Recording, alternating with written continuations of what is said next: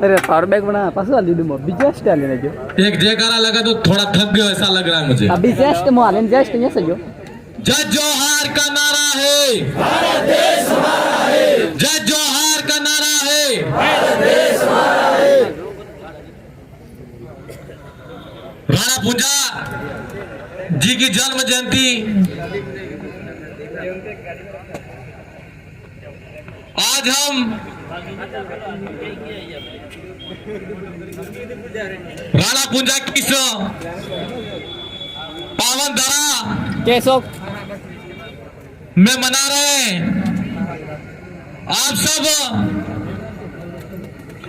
तमाम गांव के आसपास इलाकों के पूरे वीर प्रदेश के जन जागरण करने वाले वीर योद्धाओं, साथ ही आज के मौके पर मेरी बात शुरू करने से पहले राणा पूंजा जी को नमन करता हूं। साथ ही हमारे मंचासीन तमाम पुरखों को नमन करता हूं जिन्होंने हम सबको जगाने में और हमारे हक अधिकारों की लड़ाई के लिए अपना सर्वस्व बलिदान कर दिया। आप सब यहां पर विराजमान हो। आज के मौके पर रानी दुर्गावती को भी नमन करता हूं जिन्होंने हमारे हक अधिकार के लिए और हमारे समाज के और अस्तित्व के लिए लड़ाई लड़ी। कांति दादा अभी बता रहे थे अजो कि कांति दादा को अगर यहाँ पर बुला रहे हो तो पूरी फोर्स बुलानी पड़ेगी। पर मैं फोर्स को भी कहना चाहता हूं और आप सब तमाम साथियों को भी कहना चाहता हूं और बताना चाहता हूं कि इस आदिवासी परिवार की विचारधारा ने वो क्रांति ला दी है कि वो अपने आप में आज की तारीख में उनकी फोर्स कम पड़ जाती है और हमारी फोर्स ज्यादा है। ये विचारों की क्रांति है और विचारों की लड़ाई है। मैं आज राणा पूंजा जी की जयंती है, आपका कम ही समय लूंगा, लेकिन मैं 2-4 सवाल आपके सामने करना चाहता हूं कि आज राणा पूंजा जी को कुछ लोग ऐसे कहते हैं कि या वो राजपूत है। मैं राणा पूंजा जी के मैं मानता हूं, उनकी बात को समर्थन भी करता हूं, लेकिन मेरा उनसे सवाल है कि आपने महाराणा प्रताप की मूर्ति लगा रखी है, महाराणा प्रताप के परकोटे बना दिए हैं, चित्तौड़ के अंदर राणा कुंभा के परकोटे बना दिए हैं। जहां जहां पर राजपूतों के साम्राज्य है उस तमाम क्षेत्र के अंदर उन्होंने अपने पुरखों के स्टैचू लगा दिए हैं और परकोटे बनाकर उनका मान सम्मान कर रहे हो। अगर राणा पूंजा राजपूत है तो उनका सम्मान क्यों नहीं कर रही है, उनसे सवाल है हमारा। दूसरी तरफ कुछ लोग हमको यह कहते हैं कि ये लोग हमारे विरोधी लोग हैं। हम लोग किसी के विरोधी नहीं है और ना ही कभी हो सकते हैं। हम उस कौम के धनी हैं जिस कौम ने जब इस क्षेत्र पे महाराणा प्रताप की सल्तनत के सामने अकबर आके खड़ा हुआ था, उस समय जंगल की पहाड़ी में हमारे लोगों ने महाराणा प्रताप को शरण दी और राणा पूंजा ने जागीरों के रूप में आदिवासियों के राजा ने राणा पूंजा ने महाराणा प्रताप का साथ दिया था। यह सही है या गलत है? तो कुछ लोग हमको गलत कैसे कह सकते हैं? हम लोग, हमारी वैचारिक लड़ाई हो सकती है, लेकिन हम ये कहना चाहते हैं जो बात सही होगी उस बात को सही कहेंगे और जो बात गलत होगी उसका हम खुलकर विरोध करेंगे। अगर सच्ची बात सही है और आपको गलत लगती है तो लगे, लेकिन सही बात करने का हमारा अधिकार है और हम करेंगे। आज के मौके पर राणा पूंजा जी जयंती पर आप सब काफी समय से बैठे हो, बहुत समय से आपको घर जाने की भी इच्छा हो रही होगी, लेकिन मैं बागीदरा विधानसभा से आया हूं तो मैं मात्र इसीलिए आया कि मैं राणा पूंजा जी की इस पावन धरा को जाके देखो और अकबर के सामने लड़ने वाली सेनाओं का लहू कैसा है, उन लहू की लहू वाले मेरे भाइयों से जाके मिलूं। मेरे भाई, मेरे को यहां पर आकर बहुत खुशी हुई। मैं उस क्षेत्र में 2-3 प्रोग्राम थे, वहां से करता करता आया, पूरे क्षेत्र के अंदर घूमते घूमते आया, तो मुझे ऐसा लगा कि जहां पर रोड सड़क खराब थी तो मुझे यह लग रहा था और मेरे शरीर को थकान लगी हुई थी। लेकिन जब मैं इस पहाड़ी को उतर कर मैंने देखा तो मुझे लगा कि ये तो जम्मू कश्मीर से भी हसीन वादियां हैं, इन हसीन वादियों को हम कैसे छोड़ सकते हैं। आज प्रशासन हो चाहे कोई भी हो, गुरिल्ला युद्ध की बात करते हैं। तो महाराणा प्रताप के साथ में जब हमारे राणा पुंजा जी लड़े, तो आज गुरिल्ला युद्ध की बात करते हुए, तो गुरिल्ला युद्ध की जो पद्धति है वो आदिवासियों की पद्धति है और राणा पुंजा की पद्धति है, उसी की पद्धति को आज प्रशासन इस्तेमाल करता है। कोई हम लोग कमजोर नहीं है, हम लड़ने में बहुत मजबूत है और बहुत ही सक्षम है।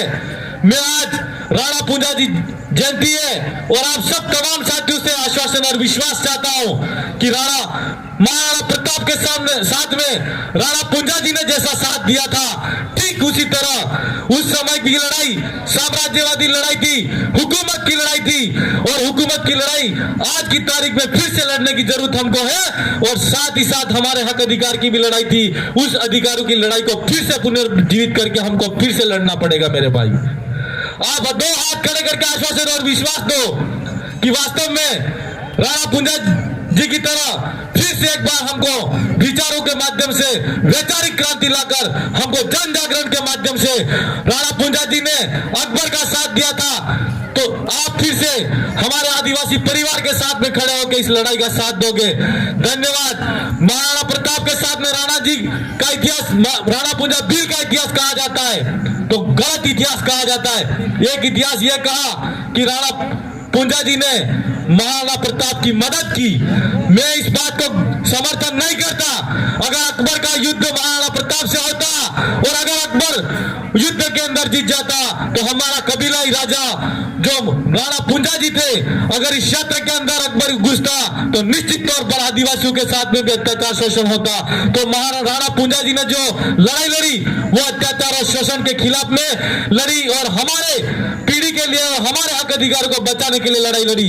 इसलिए इतिहास की बातों को फिर से हमको खंगालना पड़ेगा और हमको इतिहास की तरफ एक बार फिर से जाना पड़ेगा।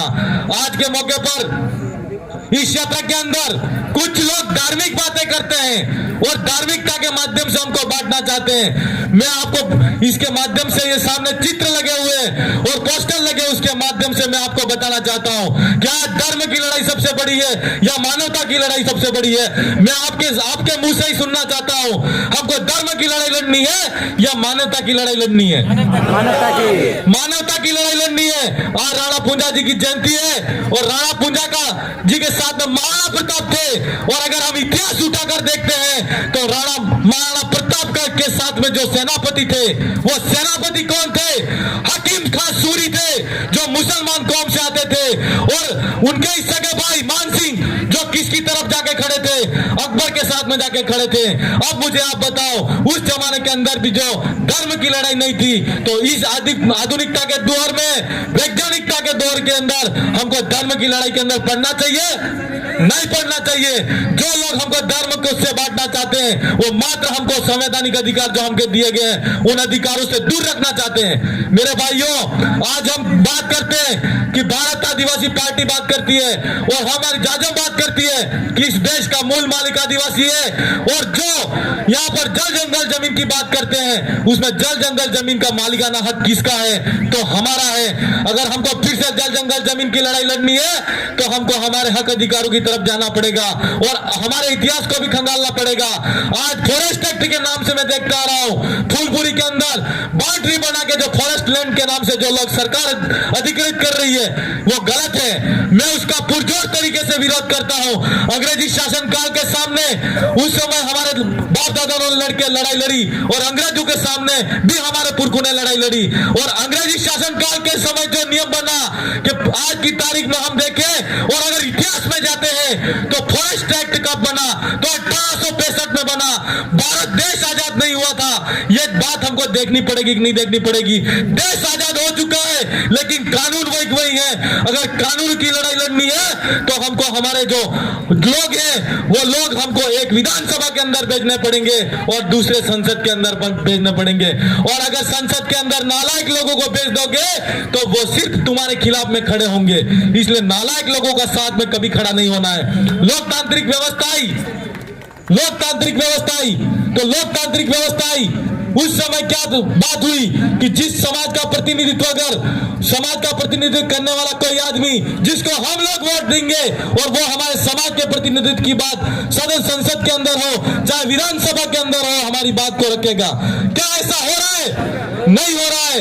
मैं ऐसा इसलिए कह रहा हूं कि मैंने कुछ समय पहले पत्रिका के अंदर आर्टिकल पढ़ा कि यहाँ पर एकदम जीते जागते जो इंसान है उनकी कोखों के अंदर बच्चों के सौदे हो रहे हैं।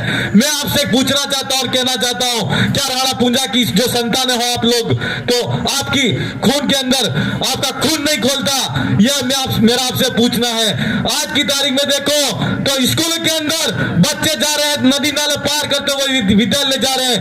आजादी के 78 साल बाद भी इस क्षेत्र के अंदर जो शिक्षा की व्यवस्था है वो ठीक नहीं हो पा रही है। क्यों नहीं हो पा रही है? हम लोगों को सोचना पड़ेगा कि नहीं सोचना पड़ेगा? मैं हो सकता है समय ज्यादा हो गया है, लेकिन अगर इस लड़ाई के अंदर लड़ना है तो हमको सबसे पहले वैचारिक क्रांति लानी पड़ेगी। और वैचारिक क्रांति लाने के बाद में अगर आप जन जागरण के माध्यम से जग गए हो और जागरूक हो गए हो तो मैं आपको यही कहना चाहता हूं कि लोकतांत्रिक व्यवस्था के अंदर संवैधानिक दायरे के अंदर लड़कर हमको यह हमारे अधिकारों को छीनना पड़ेगा, तभी जाकर हम हमारे अधिकार को प्राप्त कर सकते हैं। आज शिक्षा की बात क्यों करता हूं मैं? शिक्षा की बात इसलिए करनी जरूरी है कि हम पहले के जमाने के अंदर लठ हथियार और तलवार से युद्ध जीता जाता था। आज के समय में अगर हमको युद्ध जीतना है तो फिर से हमको कलम की क्रांति लानी पड़ेगी। ये मैं आपसे कहना चाहता हूं। मेरे भाइयों, समय बहुत ज्यादा हो गया है और काफी समय से आप इंतजार कर रहे होंगे कि हम कब यह वक्ता चले जाए और हम घर चले जाएं। लेकिन घर जाकर भी अगर जाओ और व्हाट्सएप और मीडिया के माध्यम से अगर यह बात आप सुनो तो निश्चित तौर पर क्षेत्र के अंदर हमको फिर से लड़ाई लड़ने की जरूरत है। और जो लोग हमारे लिए और हमारे संवैधानिक अधिकारों के लिए और हमारी पीछे वाली पीढ़ी के लिए अगर नहीं बोलना चाहते और नहीं लड़ना चाहते तो आपके पास में एक अधिकार है, वो लोकतांत्रिक व्यवस्था के माध्यम से दिया हुआ अधिकार है। वो कौन सा अधिकार? मताधिकार जिसको हम कहते हो, जिसको आप वोट कहते हो, उसी के माध्यम से आप सही आदमी का चयन करके विधानसभा हो चाहे लोकसभा हो उसके अंदर आप अपना व्यक्ति भेज सकते हो और हमारे हक अधिकारों की बात को बुलंद तरीके से उठा सकते हो। इस मौके पर मैं आज जन्म जयंती है, ज्यादा कुछ नहीं कहूंगा, लेकिन निश्चित तौर पर आपसे मिलकर मुझे अच्छा लगा और ऐसा भरोसा है कि अगली बार जब यहाँ पर चिंतन शिविर हो तो आप एक नई क्रांति के साथ में, नए जनसंचार के साथ में और नई ऊर्जा के साथ में इस क्षेत्र के अंदर जागरूकता लाने का काम करेंगे। इन्हीं शब्दों के साथ में मेरी वाणी को विराम देता हूं। आप सबने मुझे यहाँ पर सुना उसके लिए बहुत बहुत आप सबका धन्यवाद। जोहार, जय आदिवासी, जय संविधान, जय भारत, आप सबकी जय। हार्दिक आभार।